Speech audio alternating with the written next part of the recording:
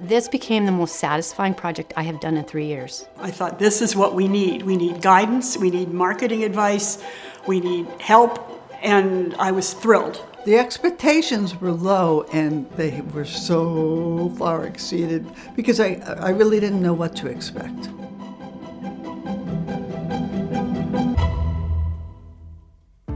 So Museum Makeover is a program of Conservation Connection in partnership with the Connecticut League of History Organization, using funding from the Connecticut Cultural Fund, which is administered by Connecticut Humanities. Each institution who receives a Museum Makeover grant gets 2 to 3 site visits from a team of traveling curators. These are 2 professionals from Connecticut. They work with them over a period of months, and then they receive up to $3,000 that can go towards their installation or implementation work for the project. These small institutions have fabulous collections that really rival the best institutions out there.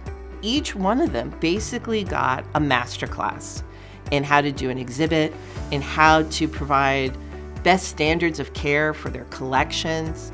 And you could see the growth and development in everyone who participated. The first thing I thought of when I heard about the Museum Makeover project was it was a fantastic opportunity for cultural organizations and historic sites in Connecticut to breathe a little fresh air into their collection and to be able to either dig deeper into what they already interpret and show their visitor, or to take what they show and turn it on its side a little bit and look at it from a different perspective.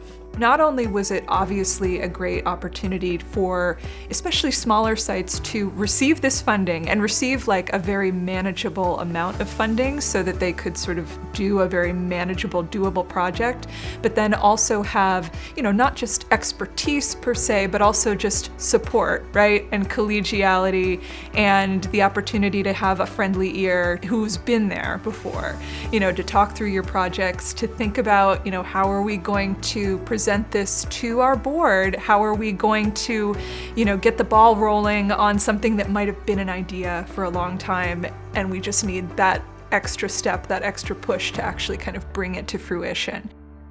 Well, when I first heard about the Museum Makeover program, I thought, well, let's apply. Maybe we'll be lucky and be one of the places chosen. And we have a lot of options for the project, so we had to decide which was the most focused, which we could do and make a difference with. And I think it has made a difference with the Ensign Bickford exhibit. Simsbury Historical Society was a great example of how we all work together as a team, and it was really the process of discovery, I think. As Barbara was pulling things out of the archive, we were able to make the connection with certain aspects of the immigrant stories and the women workers. And it was so amazing to see it all come together at the end on implementation day, to see all that hard work be unveiled with this amazing photo blow up, and that really, I think, transformed the space and enhanced the visitor experience. I didn't have too much of an idea of what would happen when we started, and when time went on, I didn't know where it was going, but I love the result. And I'm getting positive feedback because I do take people in there and they're saying, wow, I didn't know this. What do you think about that? What's the next step? So I think that's great. That's exceeded my expectations. I was looking for the consultation. I was looking for critique for some draft plans of our permanent exhibition, and that was really what motivated me to apply. I felt really inspired by the folks that I was able to work with. I felt really energized. It made me excited and proud to do the kind of work that I do. And I'm so impressed by everyone here in the state that's doing it. Maggie and Barbara helped us to figure out what's a narrative that we can leverage that can open up more perspectives, but brings in a character that has multi-dimensions. And so when we picked Augusta Malky, who became known as Charcoal Annie, she brought the perspective of a woman, of a woman business person, of a person who emigrated to the US, who needed to build up a business from nothing, but who brought a lot of experience and skills to an environment, and then leveraged that. The Dudley Farm was an agricultural museum that really didn't show its agricultural stories very well. And I was just looking for some guidance to get me going in the right direction. I knew we had some aspects in our granary that were really unique and special and needed to be highlighted. I also knew that the Dudley Farm was fortunate to have a lot of farm-related photographs that would help to illustrate the function of the granary. But I had no idea of how this was going to be interpreted and put into a display. When we had a review session with the graphic designer and he showed, his images, it's sort of that goosebump moment where you start to see in tangible, three-dimensional form, your ideas and your plans starting to materialize and becoming, this is really becoming an exhibit rather than just all these ideas floating around in my head.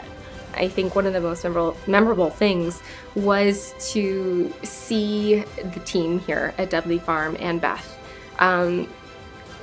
look at a space and say, this is what we have, and these are the cool stories that we want to share, but not really knowing exactly how to do that.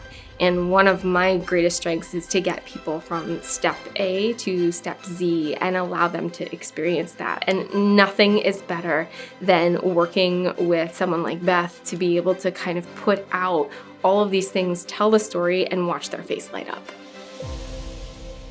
One of my hopes for Museum Makeover is that it really can demonstrate the huge impact that small amounts of money, even in our case, we're looking at $3,000 a site, can really have a transformational impact at a lot of organizations. And when you multiply that across the state, when you can see, these investments in the cultural sector from the legislature, from Connecticut Humanities, when we see the impact of those funds in all of these different communities, the effects just multiply and ramify.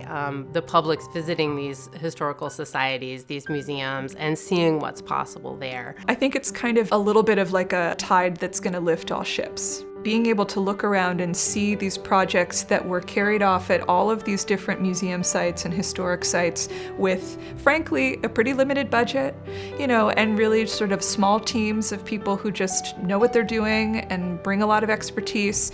That's inspiring. This makeover is a real plus for our facility. People will visit, they'll realize we may need some volunteers to upgrade some other exhibits, or they may become members. So there's an indirect plus to having this makeover. It absolutely lived up to our expectations because it brought in expertise and we were able to learn and develop our own staff. I didn't quite expect how great it would be just to feel part of a professional community. I think people are thrilled to see that the Dudley Farm is just not another dusty old museum, that it's actually moving forward and coming through with a lot of good exhibits for the people to enjoy. I think this program demonstrates that innovation can take place not just out in Silicon Valley, but it can take place in our backyards. And you don't need to have $1 million to create something really cool. I'm just so glad it's continuing. I think it's an incredibly valuable program, and thanks to Connecticut Humanities and CLHO for keeping it going.